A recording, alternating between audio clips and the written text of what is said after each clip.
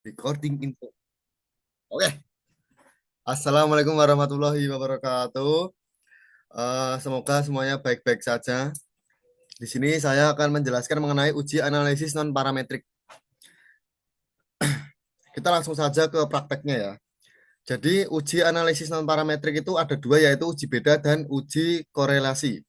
Uji beda itu juga dibagi menjadi dua, yaitu uji beda antar kelompok beranggota dan uji T bebas.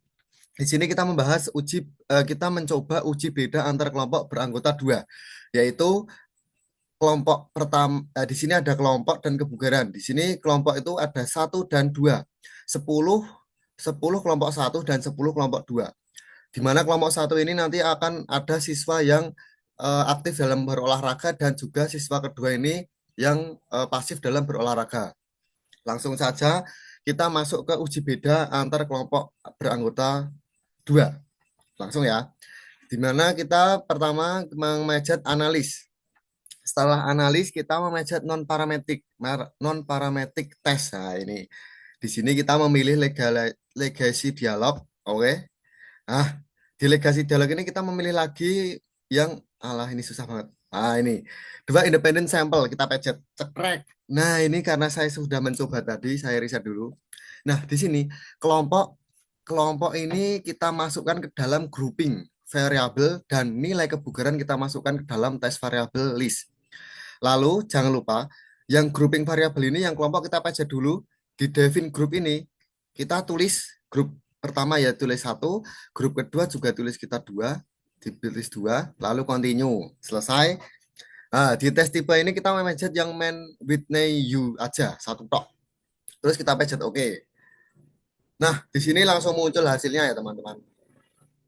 Hasil di sini adalah kita lihat di tes statistik ini hasilnya tuh 001 ya ekstaksik ini. Nah, ini kan 001 di mana jika daya beda lebih kecil dari 005 itu artinya adalah cukup signifikan.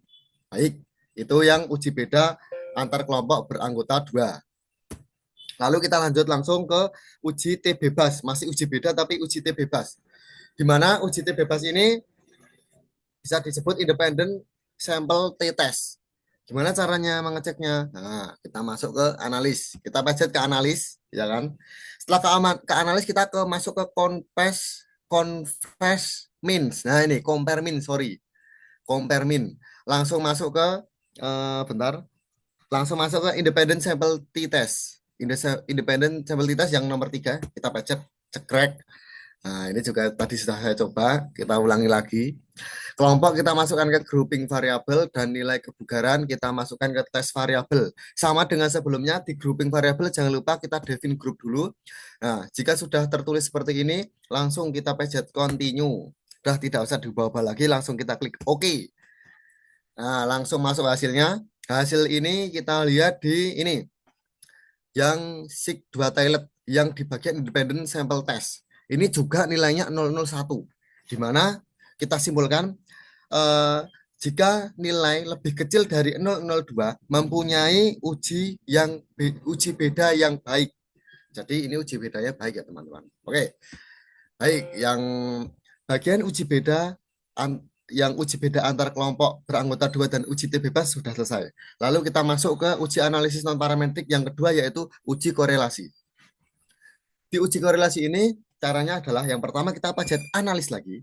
Setelah itu kita masuk ke korektif, korelat.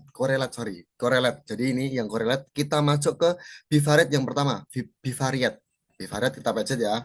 Nah, ini sudah saya coba lagi, saya masukkan ke ulang lagi. Nah, di sini lebih gampang. Yang kelompok kita masukkan variabel dan yang nilai kebugaran juga kita masukkan ke variabel. Di sini kita harus memperhatikan di correlation coefficient. Di sini kan yang persen sudah tercentang. Jangan lupa kita mencentang juga yang Spearman. Spearman juga kita centang ya teman-teman. Dah itu tok.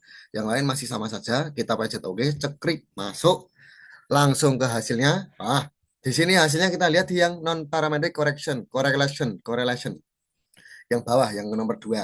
Di sini nilai SIG 2 toilet ini kita lihat yang nilai kebugaran juga yang nilai kelompok juga ini sama lebih nilainya adalah 001 yang dimana nilai sig jika lebih kecil dari 0,05 eh, bahwasanya data memiliki korelasi yang baik atau saling berkaitan antara data satu dan dua. Seperti itu. Baik, yang uji korelasi itu sendiri sudah kita lihat, lalu kita masuk ke uji korelasi yang uji regresi yang kedua. Nah, gimana tuh caranya Mas Fikri? Caranya adalah kita pencet ke analis, oke? Kita masuk ke analis, kita masuk ke regression seperti judulnya. Regresi itu jadi regression ya kita masuknya. Di regresi ini kita masuk ke linear. Linear itu yang nomor dua ini. Nah, teman-teman bisa diperhatikan ya. Masuk ke sini kita riset dulu. Nah, di sini yang dependent kelompok ini kita masukkan ke sebentar. Oh ya, sorry. Kelompok kita masukkan ke independent. Independent. Ya ini yang bawah ini ya teman-teman. Jangan lupa masukkan ke yang bawah.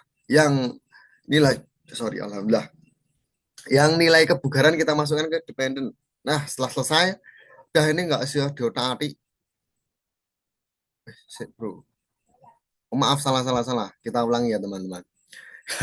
Yang ini yang uji regresi, sorry. Ini ada kesalahan sedikit. Kita pencet, kita ulang dari awal, kita pencet analisis. Kita cari regression. Regression ini kita pencet yang linear. Di linear, di linear. Nah, di sini udah di sini udah ada dua, tadi belum ada ini. Yang kelompok kita masukkan ke independen dan yang nilai kebugaran kita masukkan ke dependent. Nah, nggak usah diotak-atik, pokoknya sudah seperti ini, langsung kita oke saja. Ceklik masuk ke hasilnya. Ya, oke. Sudah masuk ke hasilnya ini, gimana kita melihat hasilnya di nomor terakhir di bawah ANOVA ini ada coefficient. Di coefficient ini coba kita lihat hasilnya berapa, yang sig ini nilai sig. Nah, nilai signya tuh sama semua 0,01. Artinya, jika lebih kecil dari 0,05, regresi cukup baik dan saling berkaitan. Jadi sama seperti yang diuji korelasi. Nah, seperti itu. Begitu, teman. Jadi cukup sekian penjelasan saya mengenai uji analisis non parametrik, mengenai uji beda dan uji korelasi. Dengan demikian, jika saya ada salah dan dalam perkataan saya atau penjelasan saya mohon maaf. Saya akhiri. Wassalamualaikum warahmatullahi wabarakatuh.